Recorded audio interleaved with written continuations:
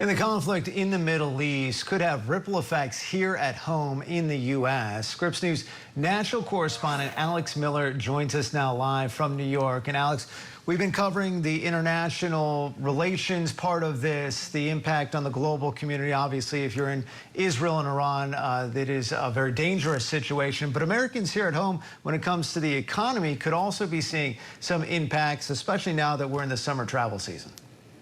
Oh, they absolutely could. Iran is a major player in the global oil industry, and that could have an impact here for Americans at the pump.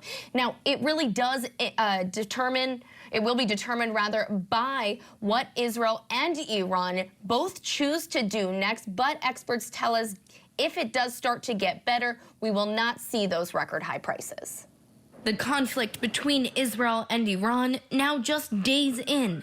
Its impacts most devastating for civilians on the ground, and it may be felt here at home in the form of rising gas prices. Patrick DeHaan, head of petroleum analysis at GasBuddy, predicting higher prices at the pump. The national average will probably rise somewhere in the ballpark of maybe 5 to as much as 10 cents over the next 2 weeks. Oil prices that were already improving, falling slightly Monday after surging more than 7% on Friday. Oil prices were up about 5% 12 hours ago on Sunday night. But because Iran does not really have a whole lot of real good options, prices eventually have been tapering off. Iran is one of the largest oil suppliers in the world. However, the United States doesn't rely on Iran for its oil, importing instead from countries like Canada, Mexico, and Saudi Arabia. But Dr. Ramanan Krishnamoorti says oil prices are determined by global markets. Yes, we are 10,000 miles away from this conflict. Those global prices have an impact on what we do in the United States. Experts are also keeping a close eye on the Strait of Hormuz, which runs between Oman and Iran.